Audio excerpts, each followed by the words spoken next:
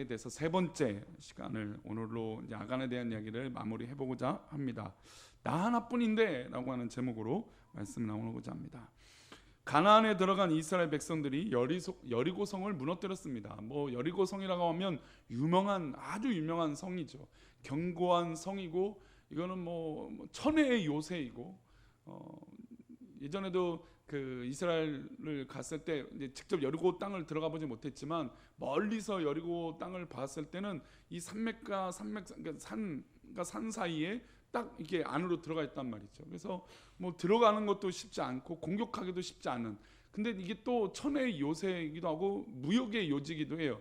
그러니까 뭐 무역이라는 게 해상을 통해서도 무역을 하지만 내륙과 내륙을 길로 가는 이 육로도 굉장히 중요한데 이 여리고는 요단강 서쪽과 동편을 이어주는 중요한 길이 되게 됩니다.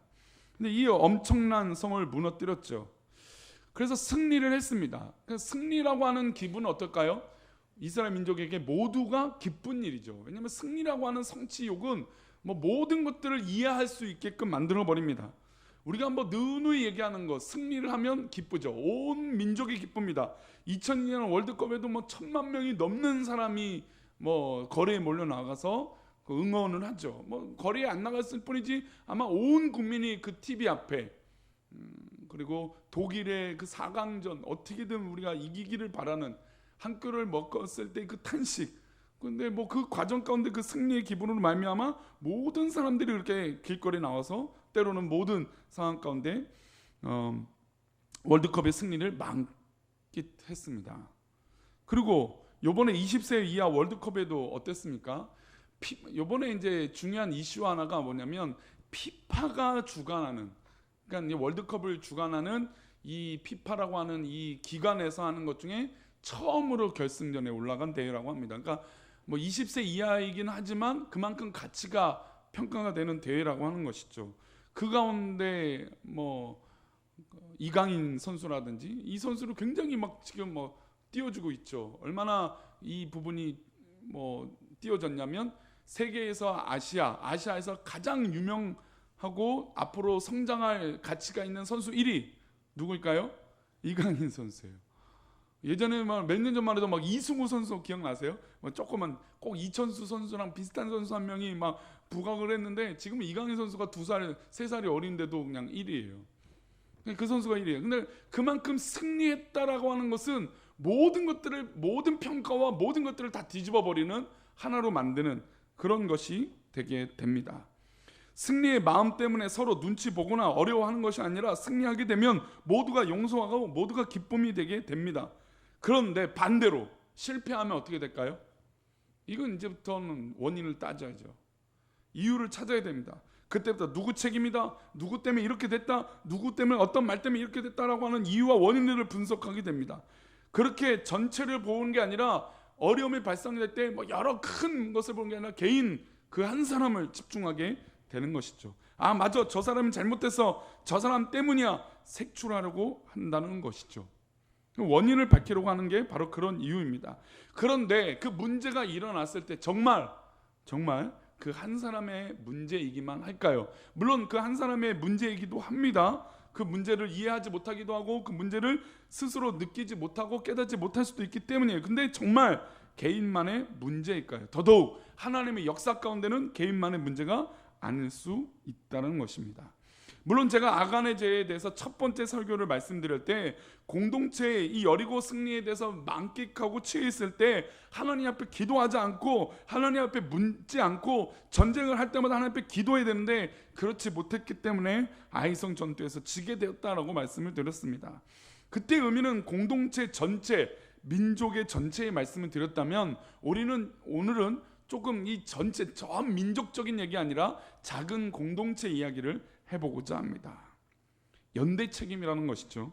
자, 아간이 숨겼습니다. 뭘 숨겼는지 한번 다시 한번 읽어볼까요? 우리 여호수아 7장 21절입니다.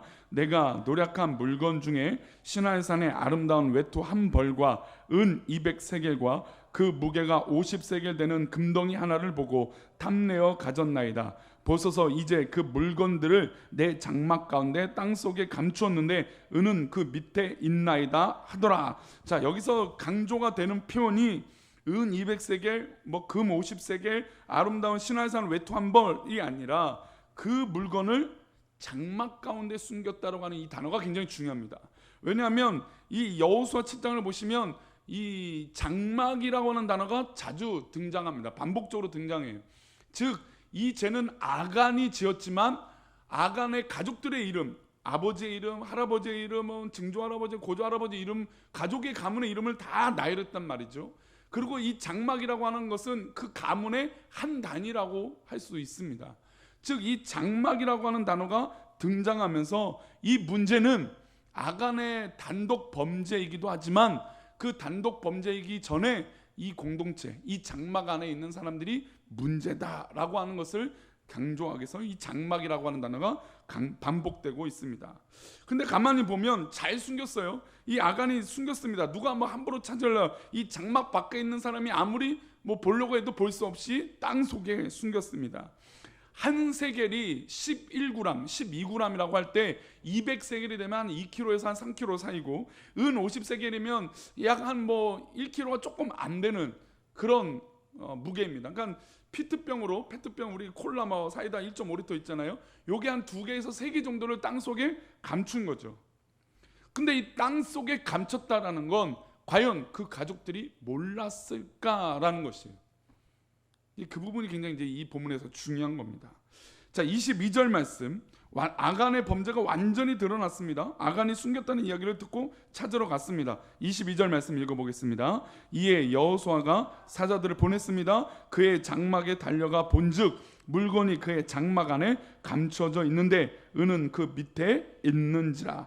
장막이라고 하는 단어가 반복되었다고 했죠. 과연 이 페트병 2개에서 3개 되는 양, 한 뭐 이 정도로 하겠습니다. 이 정도 되는 양을 땅에 파 묻었을 때 과연 이 장막 안에 있는 사람들이 몰랐을까라고 하는 것이죠. 아간은 장막에 숨겼고 여호수아의 사자들은 장막 안에 숨진 것을 찾아냈습니다. 이것만 찾은 것이 아니죠. 우리 24절 말입니다. 그러니까 은만 찾고 내고 뭐 신화산 외투 한 번만 찾아와서 이 여호수아가 보낸 사자들이 그곳을 나온 게 아니라 함께 데려온 것들이 있습니다. 우리 24절 말씀 읽어보겠습니다. 여호수아가 이스라엘 모든 사람과 더불어 세라의 아들 아간을 잡고 그 은과 그 외투와 그 금덩이와 그의 아들들과 그의 딸들과 그의 소들과 그의 나귀들과 그의 양들과 그의 장막과 그에게 속한 모든 것을 이끌고 아골 골짜기로 가서. 지금 범죄한 사람은 분명히 아간 혼자예요. 아간 혼자인데 불구하고 이 여호수아의 사자들은 온 집안의 가족들, 아들들, 딸들, 아들들, 딸들이라고 보니까 적어도 4남매 이상이에요.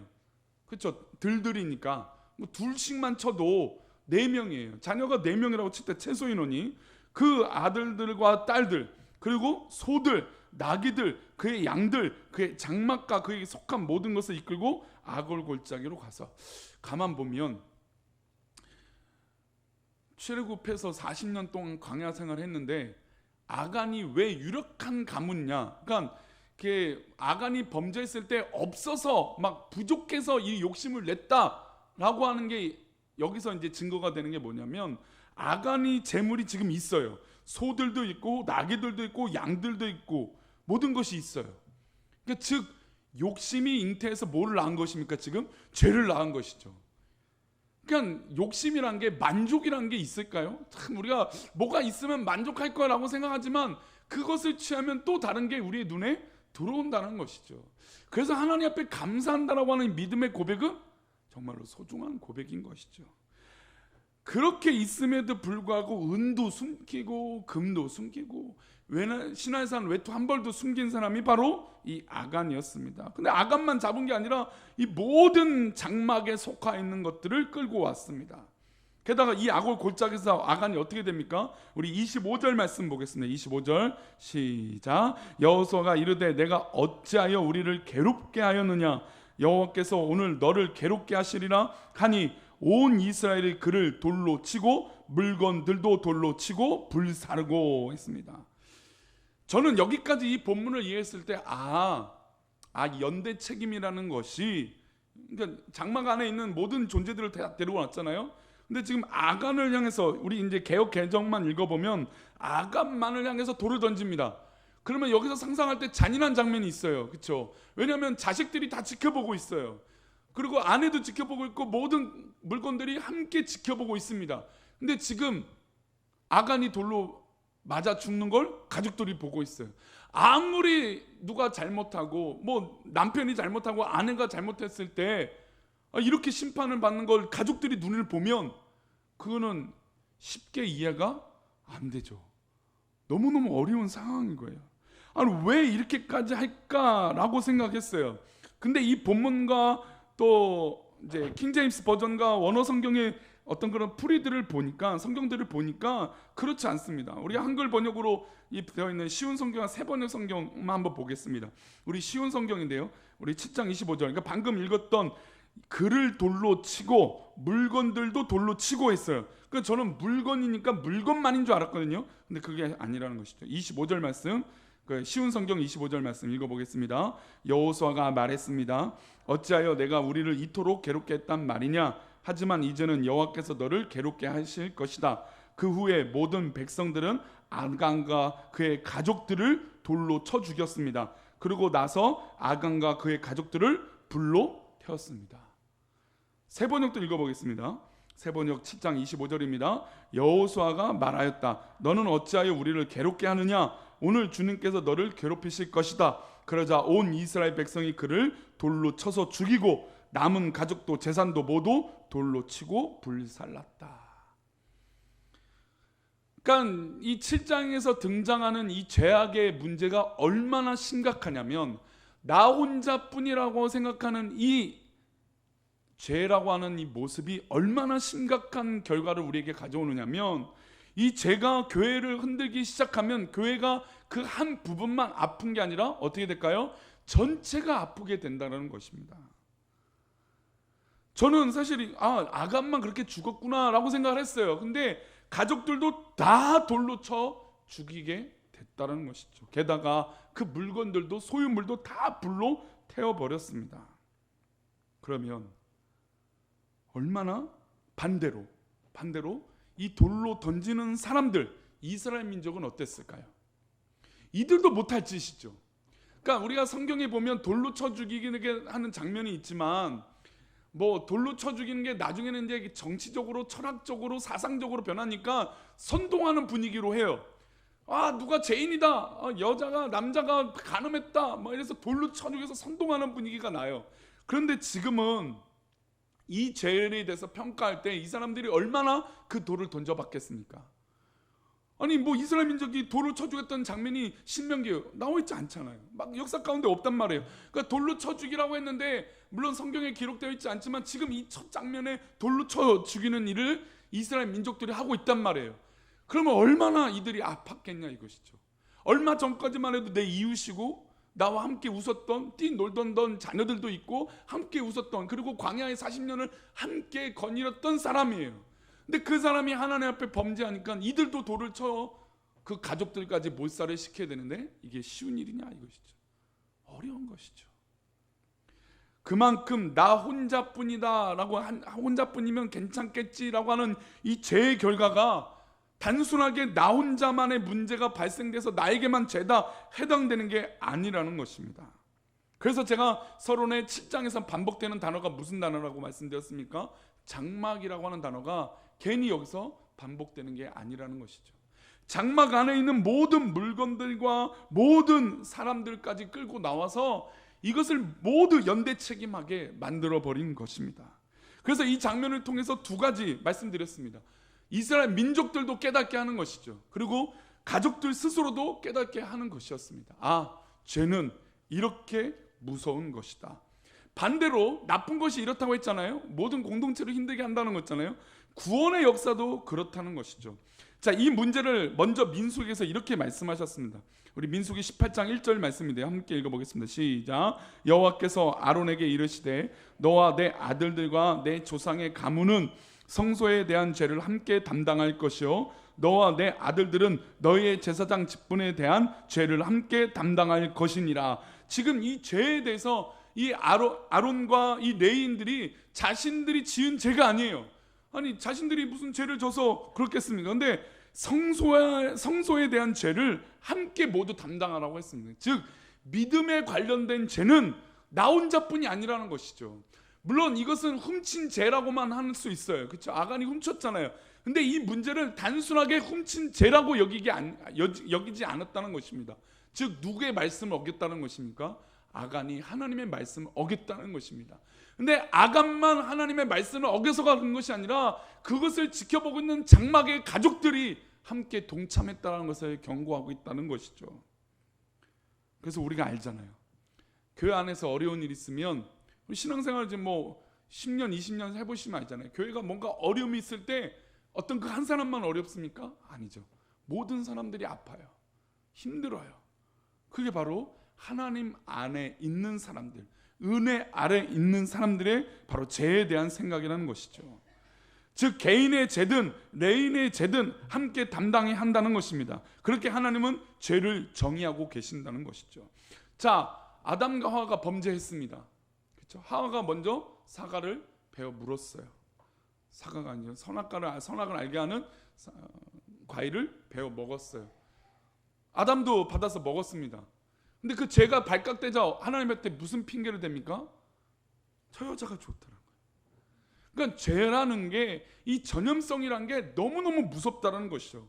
그래서 우리 교회는 어느 한 사람만 깨어 있어서는 되는 것이 아니라 우리 모두 깨어 있어야 될 줄 믿습니다. 그리고 혹시 넘어지거나 어려운 성도가 있으면 우리는 손을 내면서 이끌어주는 믿음의 권면이 우리 가운데 있어야 될 줄 믿습니다. 함께 아파하고 함께 즐거워하고 함께 웃고 함께 슬퍼할 수 있는 믿음의 모습이 우리 가운데 있어야 된다는 것이죠. 기뻐하는 것도 함께 하는 것이라면 죄의 문제도 우리가 함께 짊어지고 해결을 해야 된다는 것입니다. 그래서 구원의 문제가 어떻게 됩니까? 우리 이사야 53장 5절인데요. 보겠습니다. 함께 읽겠습니다. 그가 찔림은 우리의 허물 때문이요 그가 상함은 우리의 죄악 때문이라. 그가 징계를 받음으로 우리는 평화를 누리고 그가 채찍에 맞음으로 우리는 나음을 받았도다. 자, 우리 민족은 우리라고 하는 단어가 편하기 때문에 우리라고 하지만 이 외국의 단어들은 우리라고 하지 않습니다. 나나 너나 그들이나 그녀들이나 이렇게만 구분을 져요. 위라고 하는 단어들은 잘 사용하지 않을 때가 많습니다. 근데 더더욱 구원이라고 하는 단어는 개인적인 것입니까? 집단적인 것입니까? 개인적인 거예요. 구원의 완성과 구원에 이루는 것은 개인적인 거예요. 그런데 지금 이 구원에 관련된 죄의 허물을 허물겠다라고 하는, 이것을 풀어주시겠다고 하는 표현 가운데 너는 나의 허물 때문이요라고 말하지 않고 누구의 허물 때문이요? 우리의 허물 때문이다 라는 것이죠. 그러니까 즉 하나님께서 교회를 향하여서 바라보시는 시야는 나 한 사람을 거기서 사용하시지만 그 가운데 함께하고 있는 성도들을 보고 계신다는 것입니다. 그래서 신앙이 성숙하고 성장할수록 나만 봐서는 될까요? 안 될까요? 안 된다는 것이죠. 믿음이 있다라고 말한다면, 내가 하나님 앞에 은혜를 받았다라고 생각한다면 나만 바라보는 것이 아니라 우리를 바라보고 함께 이 길을 걸어가야 될 줄 믿습니다.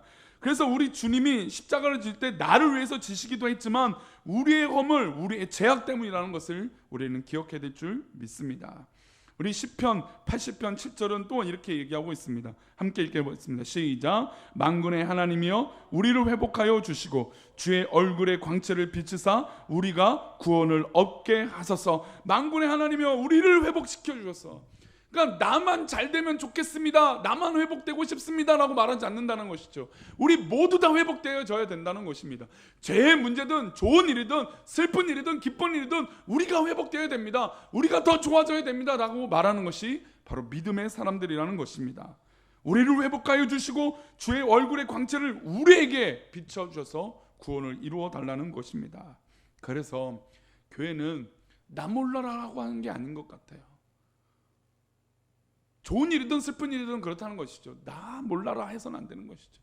그 즐거움이 나의 즐거움이고, 사돈이 땅을 사면 배 아픈 게 아니라 사돈이 땅을 사서 즐거울 수 있는 성도가 땅을 사든 뭘 하든 함께 기뻐하고 즐거워할 수 있는 것이 바로 우리 공동체의 그런 기도의 제목이 되어야 될 줄 믿습니다. 말씀 맺겠습니다. 사랑하는 우리 수요예배 오신 성도님들, 적어도 우리 수요예배 오신 분들은 나뿐이야 라고 하는 믿음의 모습이 있어서는 안 될 것입니다. 우리는 우리의 문제로 봐야 됩니다. 우리의 모든 현황들을 우리의 것으로 받아들여야 됩니다. 사실 교회가 깨지고 아파할 때 보시면 어떻습니까? 내가 옳아, 내가 맞아, 내 생각대로 돼야 돼 라고 하는 마음들이 훨씬 커지기 때문에 교회가 깨지기도 하고 분란이 일어나기도 합니다. 아무리 큰 교회도 당파가 생기고 나뿐이야, 아니야 우리 부류뿐이야 라고 생각하면 그때부터 문제가 발생되기 시작한다는 것이죠. 그래서 우리는 지금 받고 있는 이 은혜를 함께 계속해서 성장할 수 있도록 힘써야 될 줄 믿습니다. 제가 아까 찬양을 부르고 싶었던 이유 중에 하나가 이 가사가 참 은혜가 됐어요. 다른 종류의 즐거움이 나를 채울 수 없네. 그래요. 나를 채울 수 있다면 모든 게 할 수 있어요. 그러나 우리 꿈꾸는 교회 성도들은 함께 채울 때 함께 그 모든 은혜를 우리 성도들과 함께 채우게 될 줄 믿습니다.